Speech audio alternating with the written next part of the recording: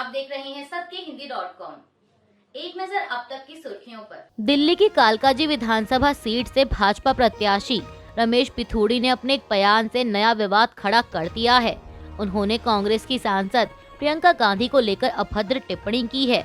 ABP की एक report के मुताबिक रमेश पिथौड़ी एक वीडियो में यह कहते हुए सुने जा रहे हैं कि लालू ने कहा था कि बिहार की सड़कों को हेमा मालिनी के गालों जैसा बना दूंगा। नहीं बना पाए। लालू ने झूठ बोला था, लेकिन मैं आपको विश्वास दिलाता हूं, जैसे ओखला की सड़कें बना दी हैं और संगम विहार की सड़कें बना दी हैं, इसी प्रकार से कालकाजी सुधार कैंप की बराबर वाली और अंदर वाली सड़कें प्रियंका गांधी के गाल जैसी जरूर बना देंगे। भाजपा उम्मीदवार रमेश पिथौड़ी की इस अभद्र टिप्पणी पर कांग्रेस ने कड़ी आपत्ति व्यक्त की है। कांग्रेस नेता पवन खेड़ा ने कहा कि यह बदतमीजी सिर्फ इस घटिया आदमी की ही मानसिकता नहीं दिखाती, यह है इसके मालिकों की असलियत। वहीं कांग्रेस प्रवक्ता सुप्रिया श्रीनेत ने बीजेपी को महिला विरोधी पार्टी करार देते हुए कहा कि बीजेपी घोर महिला विरोधी है। रमेश पिथौड़ी का प्रियंका गांधी जी के संदर्भ में दिया बयान शर्मनाक ही नहीं बल्कि उनकी औरतों के बारे में घिनौनी मानसिकता दिखाता है। लेकिन जिस आदमी ने सदन में अपने साथी सांसद को गंदी गालियां दी हो और कोई सजा ना मिली हो, उससे और क्या उम्मीद की जा सकती है। यही बीजेपी का असली चेहरा है। क्या इस घटिया भाषा और सोच पर बीजेपी की महिला नेत्रियां, महिला विकास मंत्री नड्डा जी या खुद प्रधानमंत्री कुछ बोलेंगे? कांग्रेस प्रवक्ता ने आगे कहा कि असल में यह महिला विरोधी घटिया भाषा और सोच के जनक तो खुद मोदी जी ही हैं, जो मंगलसूत्र और मुजरा जैसे शब्द बोलते हैं, तो उनके लोग और क्या ही बोलेंगे। इस घटिया सोच के लिए माफी मांगनी चाहिए। सीपीआईएम नेता हन्नान मोल्ला ने पीएम मोदी की जाति वाली टिप्पणी पर प्रतिक्रिया दी है। सीपीआईएम नेता ने पीएम मोदी का जिक्र करते हुए कहा कि उन्होंने घोषणा की कि वे ओबीसी हैं। उन्होंने ऐसा क्यों किया? भारत में जाति एक वास्तविकता है, हम इस पर विश्वास नहीं करते, लेकिन हम वास्तविकता से इनकार भी नहीं कर सकते। संविधान में भी जातिवाद का प्रावधान है, इसीलिए अगर संविधान में इसे स्वीकार किया गया है तो वे संख्या में जातियों को समझने से क्यों डरते हैं?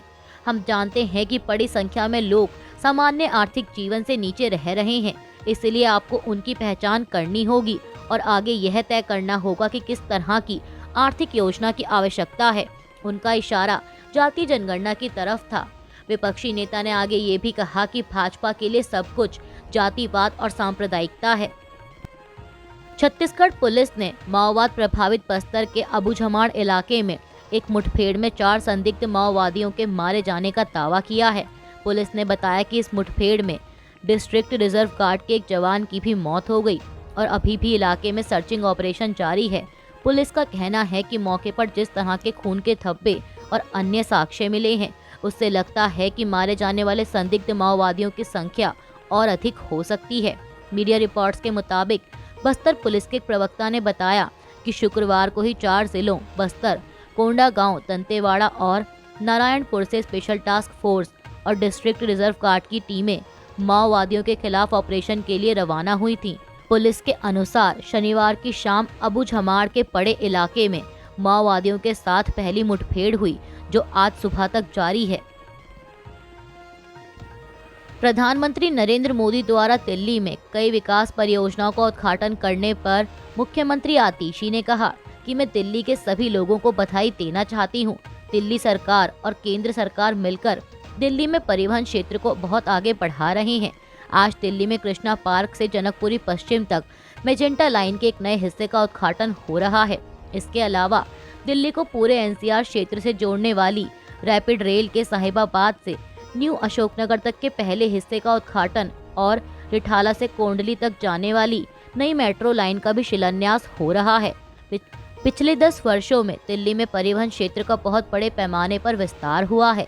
पिछले 10 वर्षों में 200 किलोमीटर मेट्रो लाइन का विस्तार हुआ और इसके अलावा 250 किलोमीटर मेट्रो लाइन का निर्माण अभी भी चल रहा है।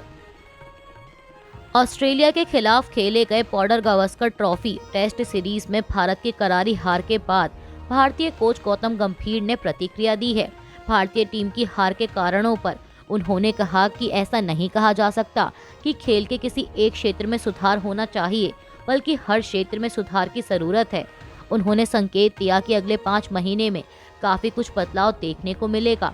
हालांकि साथ ही उन्होंने ये भी कहा कि अगले 5 महीने की योजना के बारे में अभी से बात करना जल्दबाजी होगी। 5 महीने में बहुत कुछ बदल जाता है, फॉर्म बदल जाते हैं, एटीट्यूड बदल जाता है, लोग बदल जाते हैं। इसके साथ ही रोहित शर्मा और विराट कोहली के संन्यास की अटकलों पर गौतम गंभीर ने कहा कि ये लोग मजे हुए खिलाड़ी हैं और उनमें रनों की भूख है। उन्हें फैसला लेना है कि भारतीय क्रिकेट के लिए क्या बेहतर है। जनसुराज के संस्थापक प्रशांत किशोर पीपीएससी की 70वीं प्रारंभिक परीक्षा को रद्द करने की मांग को लेकर पटना के गांधी मैदान में आमरण अनशन पर बैठे हैं। इस बीच पत्रकारों से बात करते हुए प्रशांत किशोर ने कहा कि जिसे पिछले 20 साल से लोगों की बात नहीं सुनने की आदत है, वे 4 दिन में लोगों के सामने कैसे झुकेंगे। जब तक बिहार की जनता नहीं जागेगी तब तक कोई सुधार नहीं होगा। इन लोगों को समझना होगा कि जनता की ताकत से बड़ी ताकत कोई नहीं होती और यह तभी होगा जब लोग जागेंगे और अपने बच्चों के बेहतर भविष्य के लिए आगे आएंगे। लोगों को धर्म, जाति और 5 किलो अनाज से परे सोचना शुरू करना होगा और अपने बच्चों के बेहतर भविष्य के बारे में सोचना होगा। कांग्रेस नेता राहुल गांधी ने शनिवार को कहा कि गुणवत्तापूर्ण शिक्षा निजीकरण और वित्तीय प्रोत्साहनों के जरिए हासिल नहीं की जा सकती। उन्होंने शिक्षा पर अधिक खर्च करने और सार्वजनिक संस्थानों को मजबूत करने के महत्व को रेखांकित किया। दरअसल कुछ समय पहले आईआईटी मद्रास के छात्रों के साथ बातचीत में लोकसभा में विपक्ष के नेता ने कई मुद्दों पर बात की, जिसमें शिक्षा प्रणाली में सुधार के लिए वे क्या बदलाव करना चाहते हैं, यह भी शामिल है। राहुल गांधी ने कहा कि मेरा मानना है कि अपने लोगों को गुणवत्तापूर्ण शिक्षा की गारंटी देना किसी भी सरकार की सबसे बड़ी जिम्मेदारी है। इससे निजीकरण और वित्तीय प्रोत्साहनों के जरिए हासिल नहीं किया जा सकता। आईआईटी मद्रास के दौरे पर पहुंचे राहुल गांधी से इस दौरान छात्रों ने पूछा कि कांग्रेस और बीजेपी अपने काम करने के तरीके के मामले में कैसे अलग हैं। इसके जवाब में राहुल गांधी ने कहा कि कांग्रेस और यूपीए आमतौर पर मानते हैं कि संसाधनों को और अधिक निष्पक्ष तरीके से बांटना चाहिए और विकास व्यापक और समावेशी होना चाहिए। उन्होंने कहा कि बीजेपी विकास पर अधिक आक्रामक है। वे आर्थिक दृष्टि से ट्रिपल डाउन में विश्वास करते हैं। सामाजिक मोर्चे पर हम महसूस करते हैं कि समाज जितना अधिक सामंजस्यपूर्ण होगा, जितने कम लोग लड़ेंगे, देश के लिए उतना ही बेहतर होगा। अंतर्राष्ट्रीय संबंधों के मोर्चे पर अन्य देशों के साथ हमारे संबंध के तरीके में संभवतः कुछ मतभेद हैं, लेकिन यह समान होगा। समाजवादी पार्टी प्रमुख अखिलेश यादव ने शनिवार को राज्य में सत्तारूढ़ भाजपा पर भ्रष्टाचार का आरोप लगाते हुए कहा कि उनकी पार्टी का लक्ष्य 2027 में होने वाले विधानसभा चुनाव जीतकर पीडीए की सरकार बनाना है। आपको बता दें कि पीडीए अखिलेश यादव द्वारा पिछड़े, दलित, अल्पसंख्यक के लिए दिया गया संक्षिप्त नाम है। पार्टी द्वारा जारी एक बयान के अनुसार अखिलेश ने शनिवार को पार्टी मुख्यालय में समाजवादी पार्टी के राष्ट्रीय और राज्य स्तरीय फ्रंटल संगठनों के पदाधिकारियों को संबोधित किया और इस दौरान उन्होंने कहा कि हमारा लक्ष्य 2027 का विधानसभा चुनाव जीतकर उत्तर प्रदेश में पीडीए की सरकार बनाना है।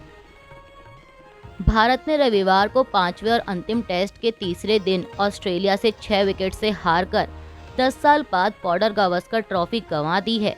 भारत ने ऑस्ट्रेलिया को 165 रनों का लक्ष्य दिया था, जिसे ऑस्ट्रेलिया ने 27 ओवरों में ही हासिल कर लिया और इसी के साथ भारत ने 5 मैचों की सीरीज 1-3 से गंवा दी। दौरे पर उनकी एकमात्र जीत पर्थ में पहले टेस्ट में मिली थी। अमेरिकी विदेश विभाग ने इसराइल को $8 अरब के हथियार देने की योजना के बारे में कांग्रेस को सूचित किया है। एक अमेरिकी अधिकारी ने मीडिया से इसकी पुष्टि की।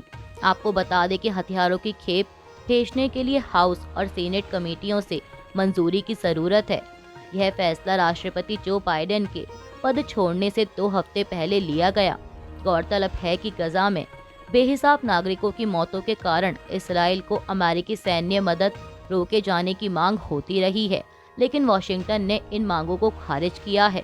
पिछले साल अगस्त में अमेरिका ने इसराइल को $20 अरब के लड़ाकू विमानों और अन्य सैन्य सामान बेचने की मंजूरी दी थी। एक अमेरिकी अधिकारी ने बताया कि हथियारों की इस ताज़ा खेप में हवा से हवा में मार करने वाली मिसाइलें, हेल फायर मिसाइलें, तोप के गोले और पंप शामिल हैं। अभी के लिए बस इतना ही। बाकी की खबरों के लिए बने रहिए सबके हिंदी.com के साथ।